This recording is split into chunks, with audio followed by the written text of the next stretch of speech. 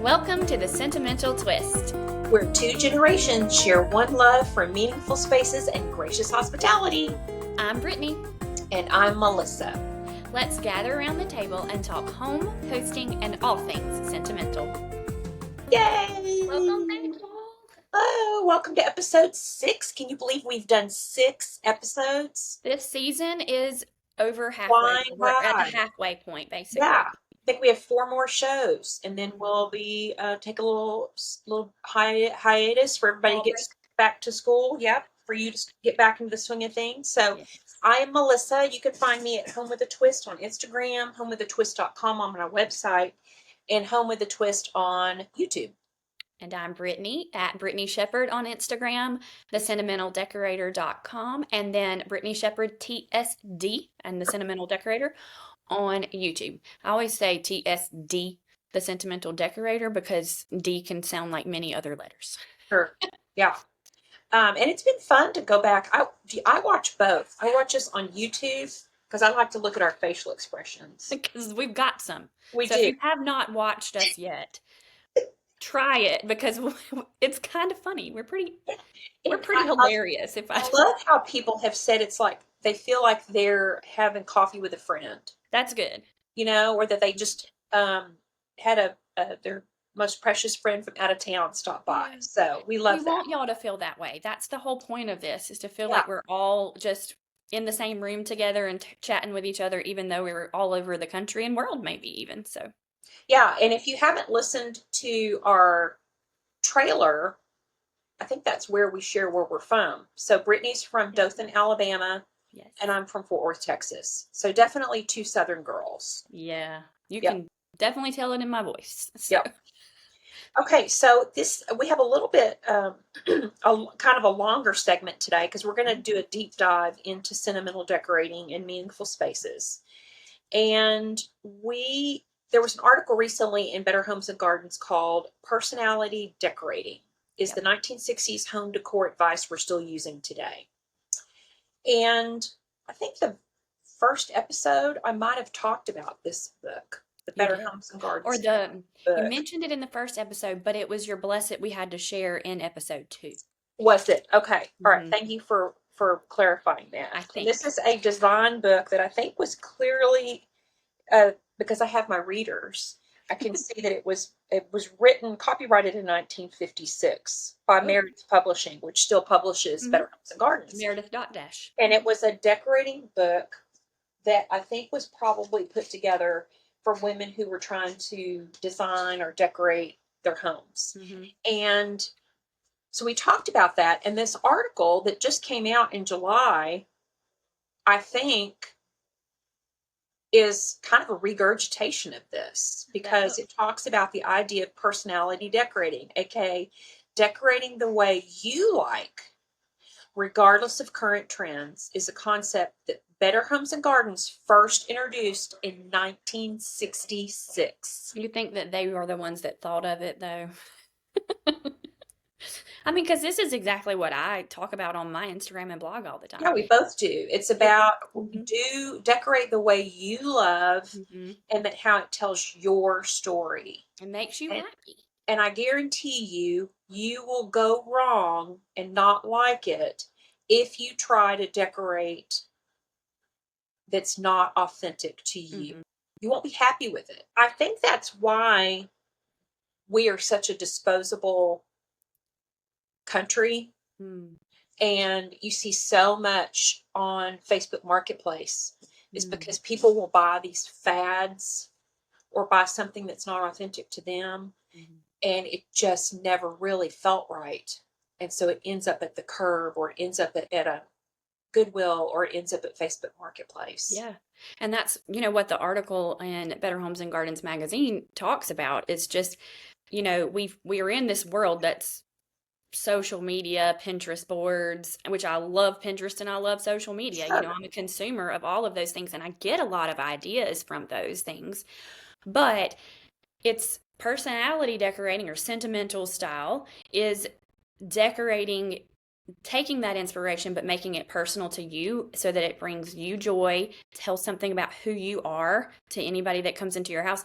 And for me, it's more about less about people coming into my house. I mean, because I do love guests and I like them to be like, oh, I know exactly who you are when I come into your home.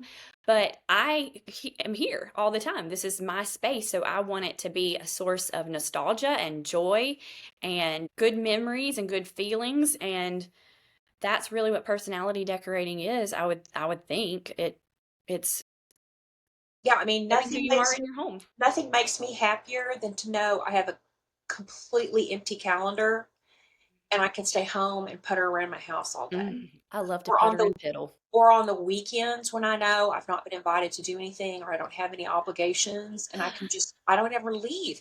In fact, I've seen something on Instagram that said if would you for $100,000 not leave your house for a whole week?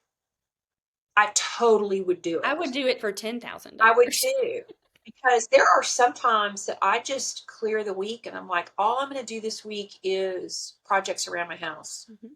Clean, hang pictures, move things around, paint a piece of furniture, Yeah. put up a piece of art. Mhm. So let's talk about if you found yourself in a rut of just doing what's popular. We're going to share our best ideas to style up your home in a way that's as unique and individual as you are. And I'll take the first one. Okay. Breaking free from trends. Mhm. How to move away from cookie cutter designs and start personalizing your space.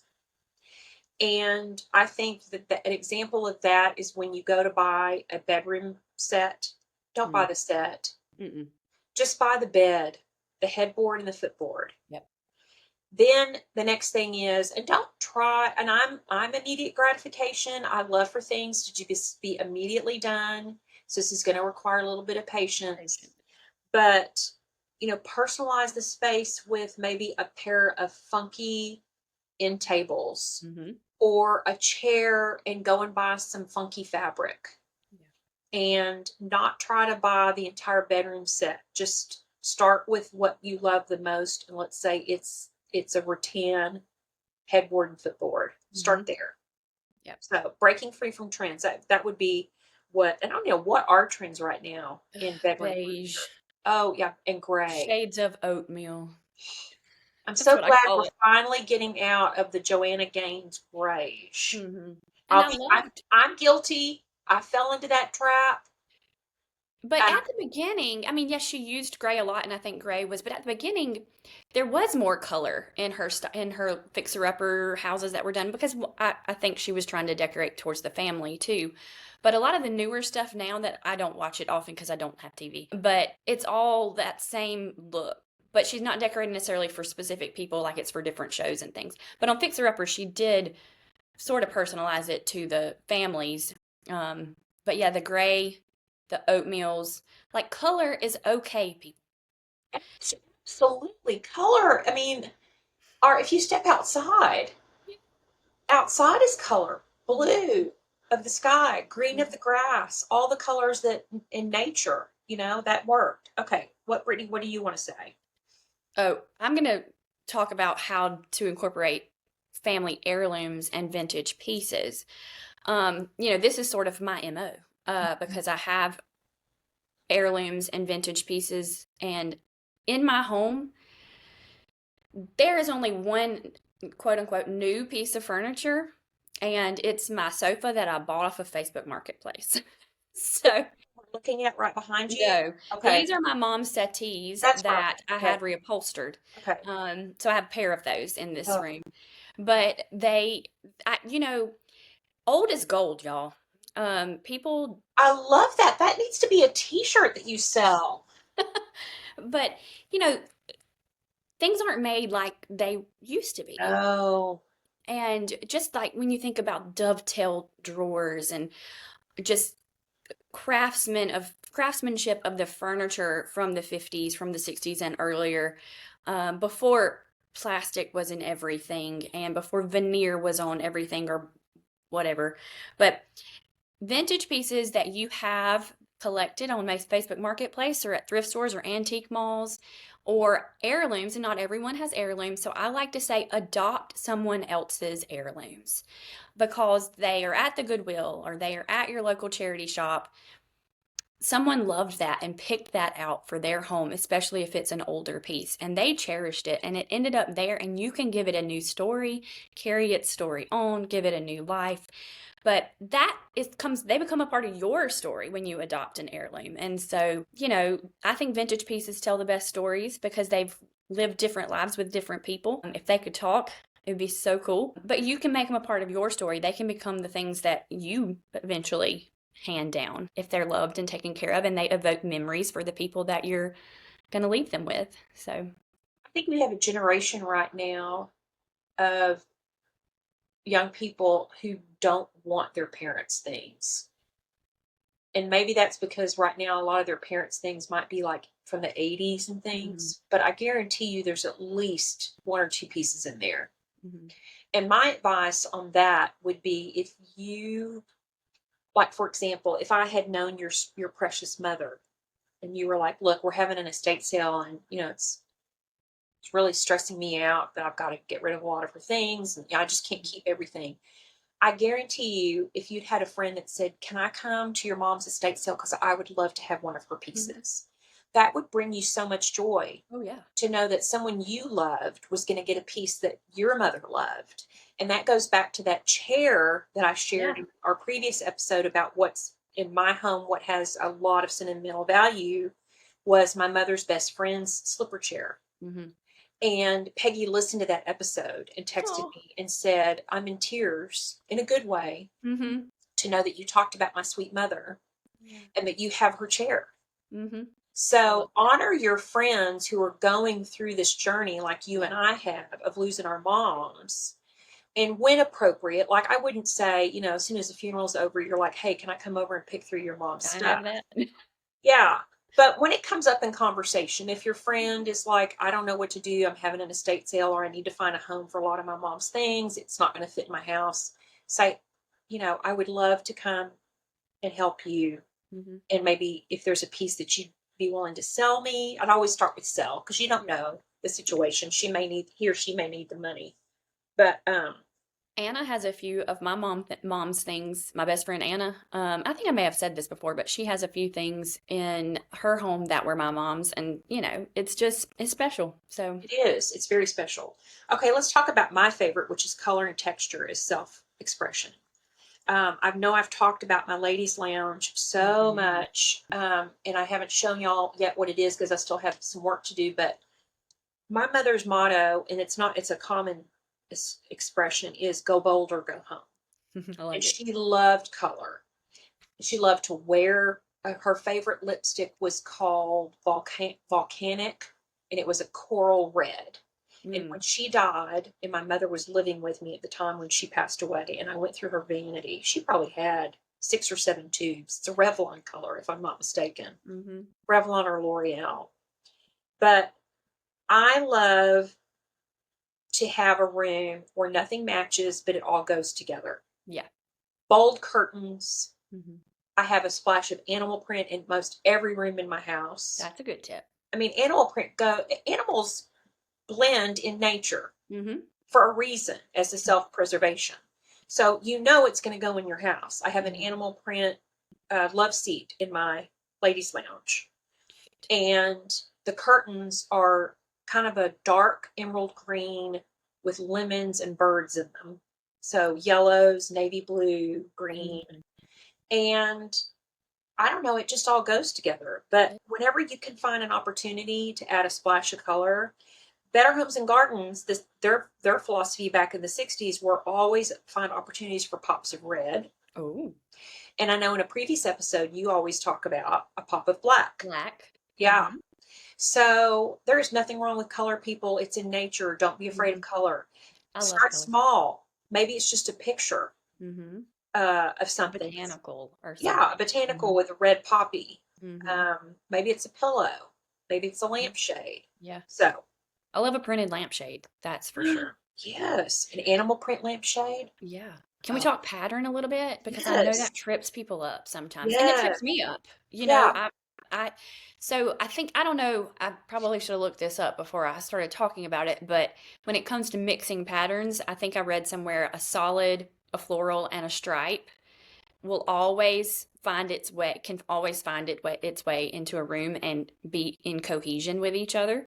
And I got to look, and I have florals everywhere because I'm floral gal, and I have a pseudo stripe. It's a pattern, but it's not an exact stripe. And then of course I have a solid. But I don't know. What do you think about patterns and mixing I patterns? love patterns. I think that a really good way to learn about pattern, and we've talked about the Ballard catalog before, is if you go to their fabric section in their catalog, they will show you how they have sectioned off the color schemes of fabric, and Mm-hmm. you can get an illustration of what Brittany just said, that it's a mix of patterns, but the color is all in the same family. Mm-hmm. So, for example, those curtains that I talked about, I could probably, it's a botanical, it's a pretty vibrant pattern, but I could go for a checked Mm-hmm. or a stripe pattern on chair covers that for Yep. my game table, Yeah. and tie it back to the colors that are in In that, the curtain. and have it all go with my neutral couch of animal Mm-hmm. print. And when I said stripe, I should have just said like repeating pattern. Yeah. And it may not be a stripe. It might be a plaid, or it might be a gingham or a check, but Yes. like a more abstract pattern, Yes. And it has the same, it speaks to the same color family color as what's family. in the paisley or in the floral. So, Hmm. Hmm. um, and so our last tip is creating a space that feels like you. And Brittany has said this: tips for incorporating personal items that make you feel at home, Hmm. like your gallery wall art Yeah. that you have in your bedroom, which is all family. Yeah.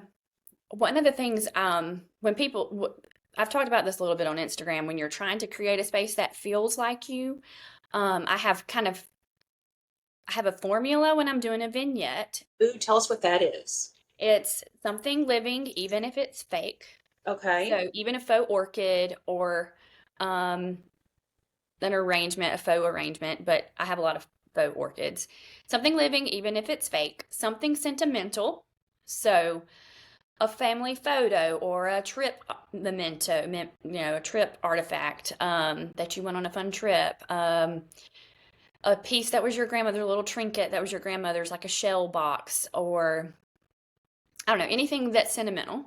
And then something that glows. And so something that glows could be a lamp if it's an end table vignette, a candle, a taper candle on a brass candlestick. Brass to me is something that glows. So you might have some brass, like a brass pineapple. I love brass pineapples. So something living, even if it's fake, something sentimental, and something that glows. And I almost always use a candle or a lamp as my something that glows. And then That. yeah, so that's sort of my formula. Even when I'm doing a tablescape, I think of those three things, something living, so an arrangement or, a potted herbs or at the center of your table or whatever. Um, and then sentimental is almost always my dishes in some way. And then something that glows. Candles are those rechargeable lamps that I love. You can get so many different ones on Amazon now. So those are my three, something sentimental, something living, and even if it's fake, and something that glows. But my best advice, if you're trying to incorporate personality decorating or sentimental style, is to start with what you have and just take a look around your home at things that, and like walk through a room and say, that speaks to me because it reminds me of this person, or it reminds me of this memory or a season of my life, and try to find a way to display it with intention in a way that you'll see every day, and so that it'll bring you joy. So start with what you have, mix the old and new, and I'm not saying you can't buy trendy things. If it resonates with you, if it's something trendy at Home Goods that you love and it makes you happy, you can bring it in with your classic things and your sentimental things. Use the vignette formula for that, and just embrace collected over decorated. So let it evolve over time. Don't rush. And you said that, like, it requires patience to get your personality to start showing through in your home decor. Yeah, and our personality changes over Mhm. time with seasons in our lives. You know, my age, probably a little older, maybe 10 years from now, a lot of us are going to be downsizing because our kids have moved out. We don't need big homes anymore. We're letting go of things. And so I love to shop my home rather Mhm. than go out and spend more money on something. I love to just walk around my home and go, okay, I forgot I had that. And it's in a spot that no one really sees. So I'm gonna swap it out for something else that I've had out and put it where nobody sees it. And it's like, in fact, Mr. Twist does this. He's like, did you just buy that? Is that new? And I'm like, no, that was in our guest bedroom. And it's been in there since, we moved into the house. So it's like you have new things. So Yeah. anyway, that's our advice Mhm. for using the Better Homes and Gardens personality driven home decor. And our old adage, I think we've said it every episode. If you love it, it is in style and it matches. If you Absolutely. love it, it goes. Yep. This is your home, not Mhm. someone else's. Okay, so let's move on now. And we would love it if anybody has input they don't want to provide. Send us an Yes. email at the sentimental twist podcast at gmail.com. We would love to hear questions, conundrums, thoughts, just opinions, or if you want to weigh in on what we just talked about. If you remember that, if you saw that recent article or have ever read that article from the 60s about the decorating book. All right, Mhm. now we're going to talk about heirloom recipes and kitchen stories. Brittany? Yes. Okay.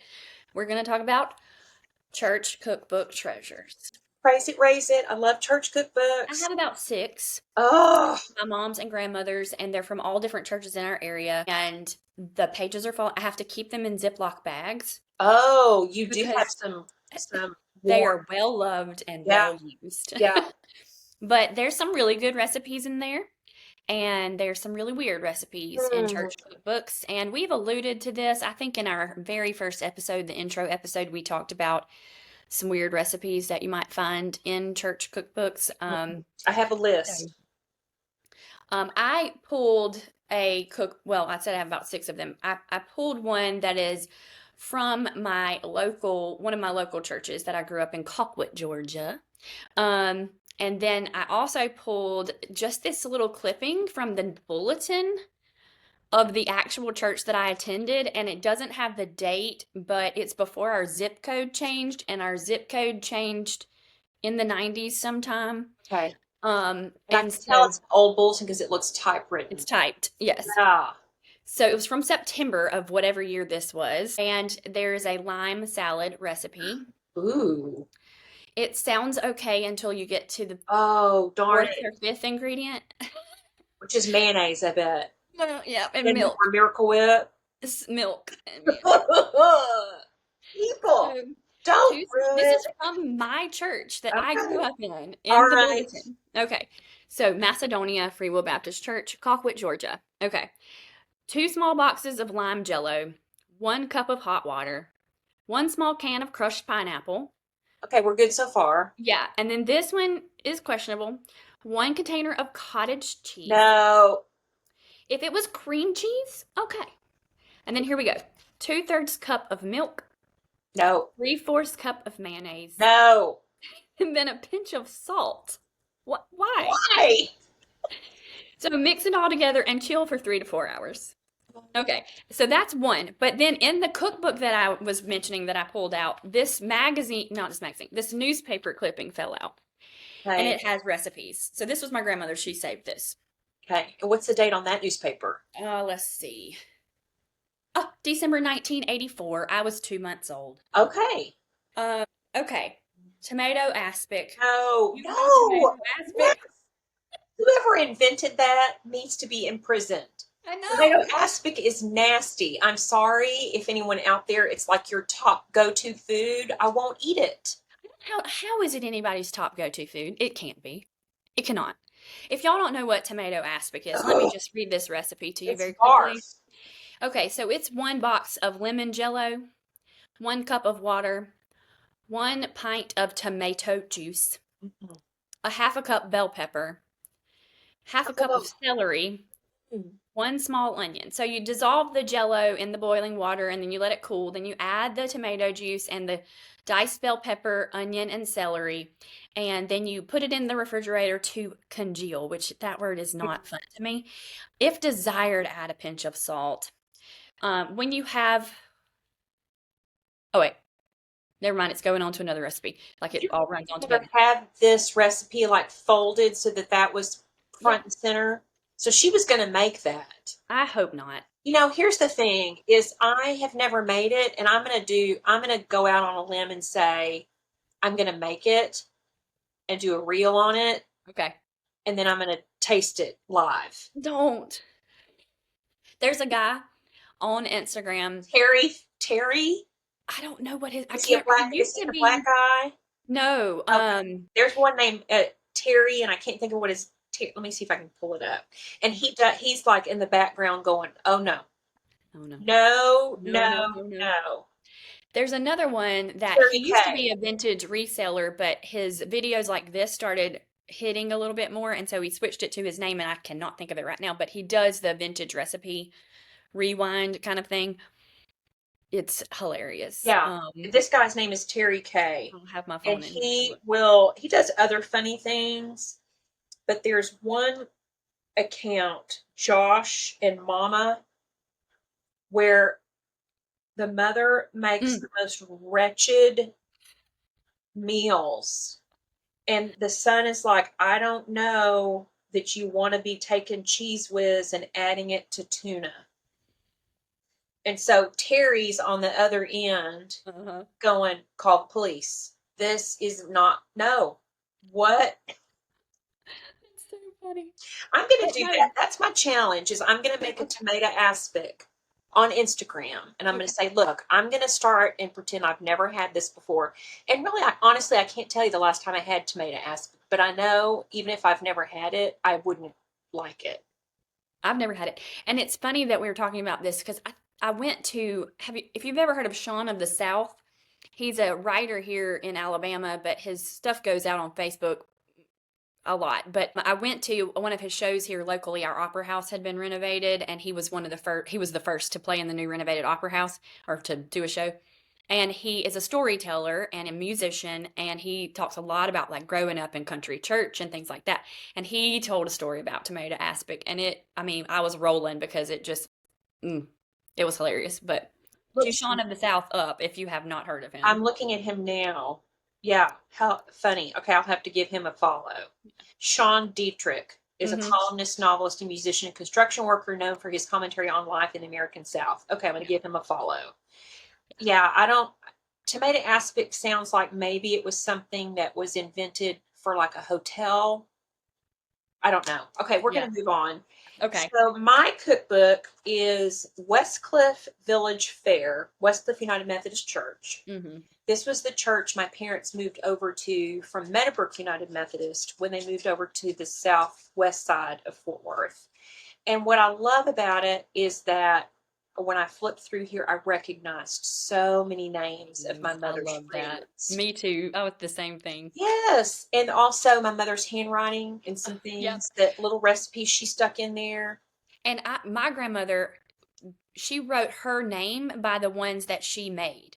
So I'll be like, okay, this when Granny made this dish, she wrote it was the one that says Ella by it in Okay. in the So book. you knew that Ella made that one. Yeah, my So that, mom put little like stars or check marks next to it.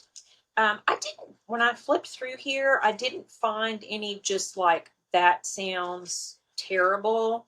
Of course, I love, and I mentioned this in a previous when we talked about potlucks, is I tend to go for like the appetizer section.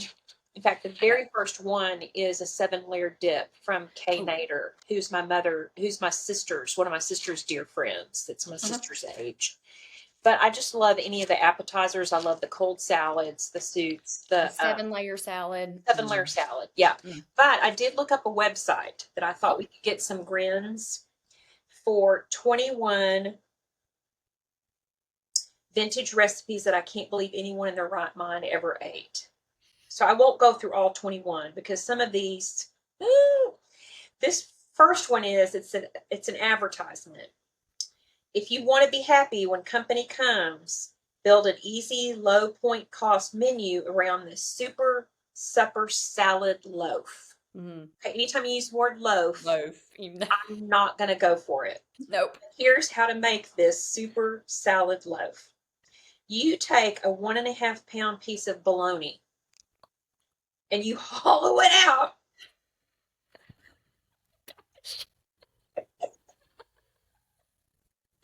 Hollowed out bologna, y'all. Soak plain gelatin with cold water and you mix 1.5 cups of mashed peas with mayonnaise, minced onion, salt, and pepper, and you add the gelatin to it and you chill thoroughly. And you stuff the bologna with the jello, and you garnish it with radish roses, parsley, and onion rings. I guess maybe to disguise the heaping pile of vomit that you put on a platter to serve people. But anyway, there's a hideous picture. We'll move on. That speaks enough. Barbecue lemon jello salad. There are just some things that you should not put barbecue in, and that is jello salad. This one is a lime cheese salad, which I think might be the same one you talked about, but they stuffed it with seafood. Yeah, I mentioned that I couldn't do the tuna in a jello salad. So gelatin with mac and cheese in it. Oh, here's one that is a mosaic of hot dogs, eggs, and peas. That's disgusting. They don't give you the recipe on that because eggs and nobody hot wants to dogs make it. and peas. Oh, and here I'm finished with this. It's a hearty plate of ham and bananas. So bananas laid out on a plate with ham slices and hollandaise sauce. And hollandaise with bananas and ham. Banana meatloaf, where you make a really tasty, nice little meatloaf, but you put in mashed bananas. I mean, okay, so zucchini bread sounds like a weird thing, but it's delicious. Right. No, so and it goes on and on. If you want to find this on the intranet, as my mother would say back in the day, or goggle it. I think I just Googled vintage recipes that would make people barf. And this came up it's on BuzzFeed. It's 20 vintage recipes that I can't believe anyone in their right mind would ever eat. If it isn't the backbone of every 50s home, Jello and mayonnaise. Yeah, gosh. And it's from 2023. So anyway, goggle it, y'all. Goggle it. And Brittany and I will not be serving any of those at our meals. Mm-mm. Okay, now we're here. Your favorite segment. You want to kick us off? Blessed we had to share. Ooh. This is where we gush over something that we love, that we've tried, that we've seen, that we've heard, and we could not keep it from you.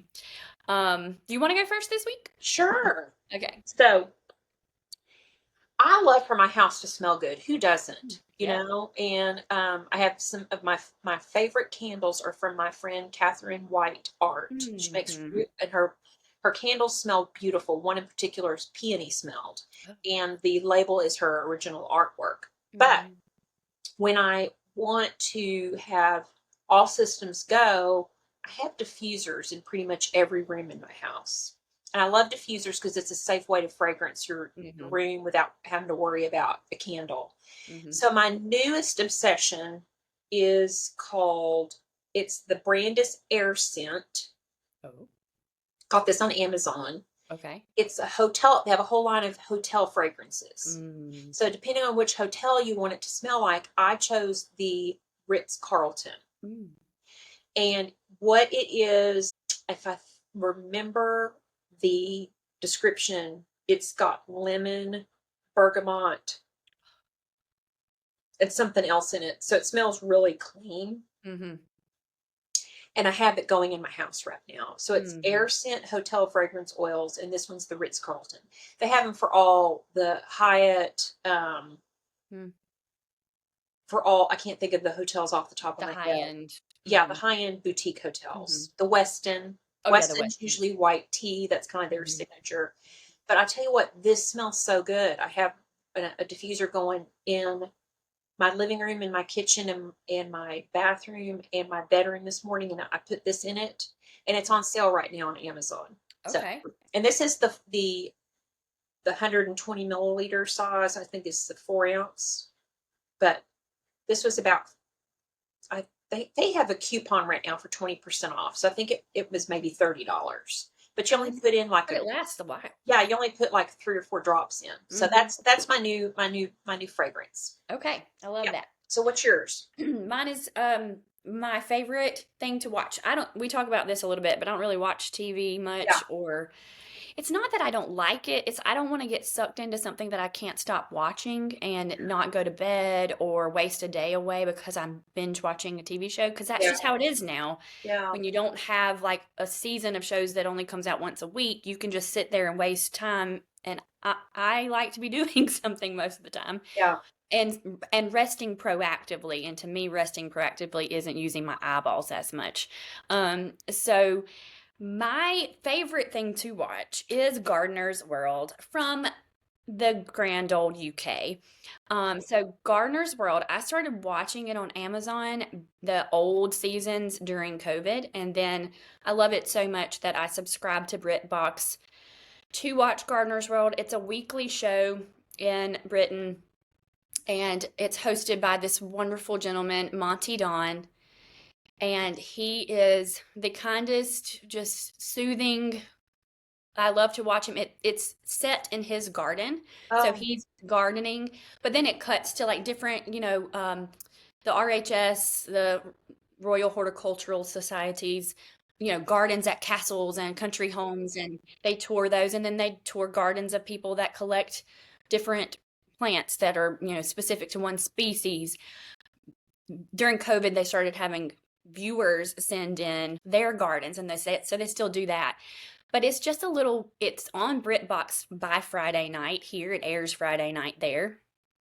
And I usually, if I sit down long enough on a Friday night and want to watch something, I'm going to watch that, or I'll save it for sometime during the weekend when I'm just watching something restful. So I think we need, and that's what I love about the UK and gardening. It's a part of their culture, way more than it is here in the US. And I think we need a United States version of Gardener's World. And I nominate James T. Farmer to be our host. So, James, if you're listening, I love your Farm Dale Fridays. If you want to follow him on Instagram, he talks about gardenings on his gardens he's in, gardens he's visited on Fridays.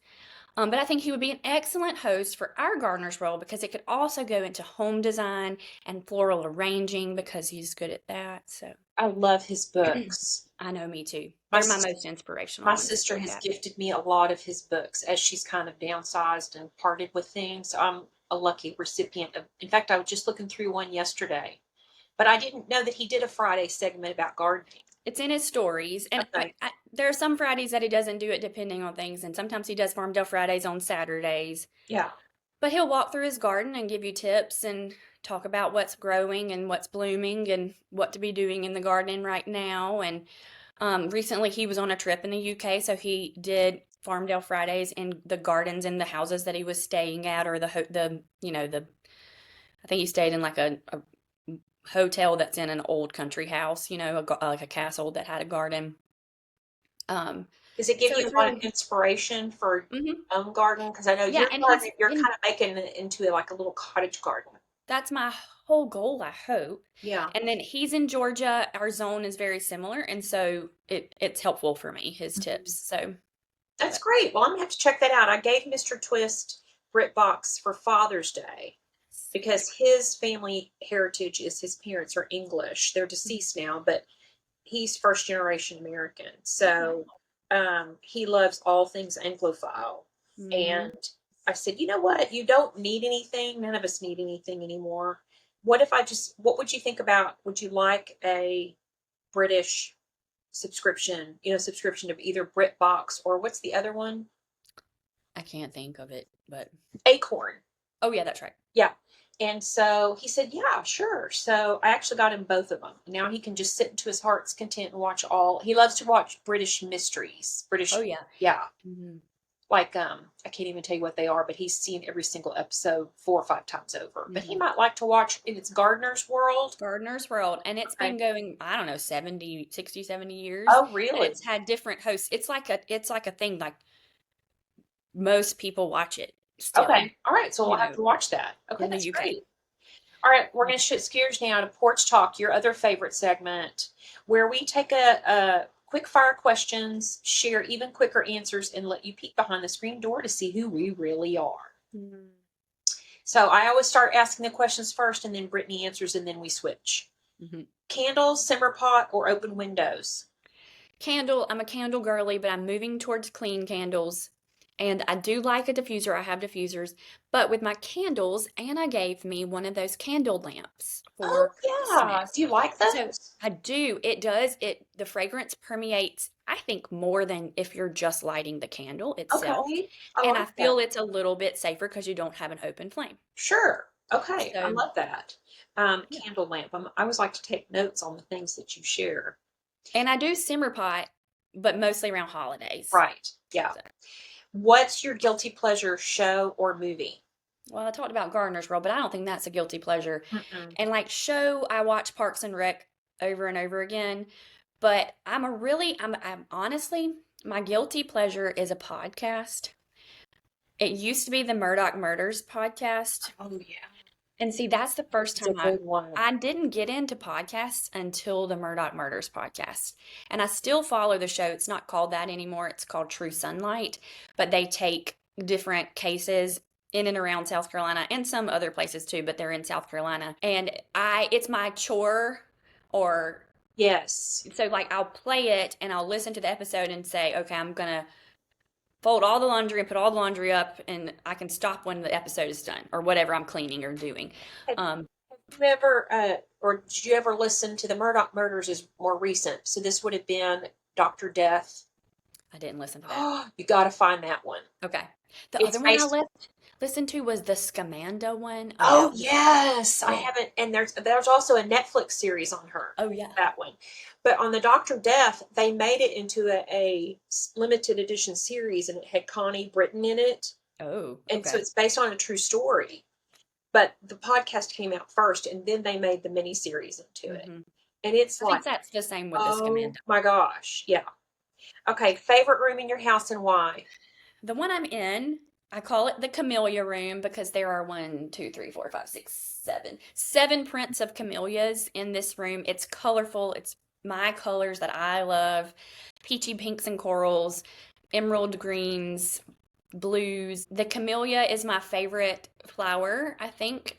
I don't know that I could pick a favorite flower, but I love camellias because they bloom in the dead of winter when all the things are, you know, stark. And this room is the camellia room because there are lots of camellias in it, but it's the most my personality. So Really a pretty room. I can't wait to see it in person someday. it's special. All right, your turn. All right. Candle, simmer pot, or open windows? I have to say open windows. Oh, Yeah, and yesterday when we had my carpets cleaned, when I don't know if you've ever had carpets cleaned because you have all hardwood floors, don't you? mm-hmm. So they have to obviously run some kind of suction system through your house in order to Mm-hmm. suck all the nasty that's in your carpets out into their vat. And I feel sorry for the person at the carpet place that has to empty that vat because, ugh. But so you can't close your screen door's Mm-hmm. open. And even though it was hot yesterday, and it wasn't that hot because we had some cloud cover, I noticed that it was kind of nice to have the breeze come in Mm-hmm. because there are certain times of the year, dead of winter, when it's too cold to open windows, and in the summer when it's too hot to open windows, your house kind of starts to smell kind of musty Yeah. and kind of dirty smelling. Mm-hmm. So the house just kind of not only got fresh carpet clean, but also that fresh air was coming in. Mm-hmm. And it was actually kind of nice. Yeah. So I would have to say open windows when you I can. would love to do open windows, but 90% of the year it's Yeah, it's just not possible. not good. Okay. Okay. What's your guilty pleasure show or movie? I like to, if I find a really good series, I will watch it over and over and over again just to have it in the background. Mm-hmm. And it used to be Frasier.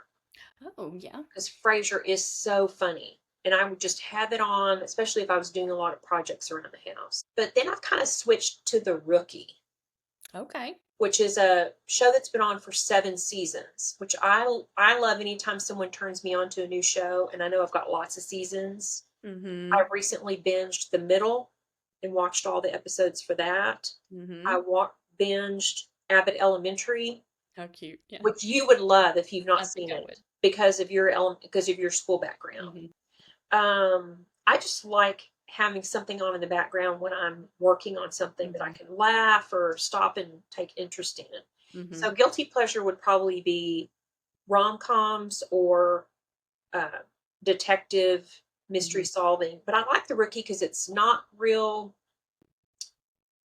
I can't watch like what's that, Law and Order. Oh, yeah. It's just too dark for me, Yeah. and it's too true story. Mm-hmm. I prefer things like The Rookie because it's kind of lighthearted. It's funny, but yet it's also has tense moments. When Mm-hmm. they're trying to, have a shootout. But anyway, that would have to be my guilty pleasure. Okay. All right. What's your favorite room in your house and why? It changes. It depends on the time of the year. Hmm. Um, I love my bedroom Mm-hmm. because it's very calming. And I had when my mother was living with me, we had some built-in shelves put in a wall unit so that she Mm-hmm. could put all her pretty things. And it's lighted, and it's behind glass doors. And so I like to sit in there, especially with those lights on, because I still have a lot of her collectibles. Mm-hmm. And it makes me feel close to hers. And Yeah. my bedroom is very cozy and warm and inviting. Spend a lot of time in my bedroom. I work in my bedroom on my laptop, watch Mm-hmm. TV, I read. But I would say my second most favorite is going to be my ladies' lounge upstairs Yeah. when I get it done. Because I've got a TV in there, I've got my record player, I've got my books, I've got a game table. So I'm really looking forward to getting that finished. That'll be so great. I Will know. it be ready by like September when I come When for you the come books in to June? watch, are we gonna do that for sure? I really want to. Let's really start planning towards it. Yeah, because we need to get the tickets. Mm-hmm. And it's been so long since I've gone to a concert. The tickets are like $300. Is that Yeah. normal? Well, yes, and see, Dolly is now doing a run in Vegas in December, and Anna and I, she's on our bucket list, and we were looking at tickets. They say they start at three. The lowest price ticket, the farthest away on the Wednesday night was So like I $1,200. was gonna say $1,000. There was like a $900, so we didn't do it, but we might regret it one Yeah, day. But yeah, concert tickets have gone up. gone up. It's not like $50 like it used to be back in the day when we would camp out at Sears. Do you remember doing Yes. that? No, I didn't have to really. Oh, yeah, back in the day, I remember camping out at Sears. I never It's a lot asked. of fun. I told y'all about New Kids on the Block being my first concert. I never really found out how those tickets came to be. Like, did my mom have to camp out for them because they were super popular I'm sure she did. then? I'll And have to ask my if dad. Dawn were here, she'd say, "Heck yeah, we camped out at Sears because that was the only place you could get tickets." And everybody was so civilized, like Mm, because you'd camp outside overnight. The mall mhm. wasn't open, neither was Sears. And when the security guard would open the door, he would say, "Now, everybody, whatever order you are in line out here is the order you will be when you get to the ticket counter." Mhm. Now, some people ran and got really super excited, but everybody was super respectful. There was no like, I'm number one in line, but you're 80th and you got in front of me. Because it was never right at the entrance. It was Mhm. like you had to run through the popcorn and the men's Uh-huh. department, go down the escalator. It was a customer service, I think. But Wow. everybody was you could not do that now. There would be shootings, stabbings, and all kinds of debacle. So, People be taking the earrings off and fighting. yes. Okay, All right. so this week we're going to close the show to a toast to sentiment, right? Mhm. Yes, it's time. And mine is just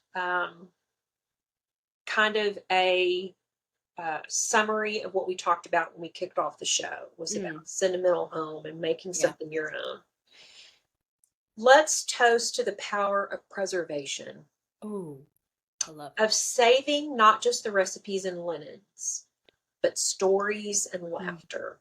Mm-hmm. Let what mattered to our mothers and our grandmothers mean something to us and to future generations. Yes. Okay, that's our toast. Cheers. Cheers. We are the preservers. It's our role to preserve. It is, and to share. Okay, so that's today's episode of the Sentimental Twist. We encourage you all to find wherever you're listening now. Go and press that follow button, the download button, the love this. I cannot believe this is the greatest podcast of all. Help us to keep our good rankings with Apple. We're not really being found much on Spotify. So, We'll get there. Spotify may be a bigger world. Leave a review, share with a friend, point them to our Instagram accounts. Brittany's at Brittany Shepard, and also to her website, which is the sentimentaldecorator.com, and YouTube, Brittany Shepard TSD, as in dog.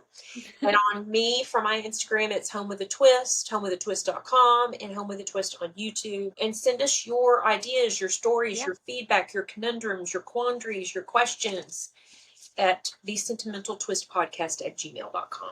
Yes, and follow us there at the Sentimental Twist Podcast on Instagram. Yes, ma'am.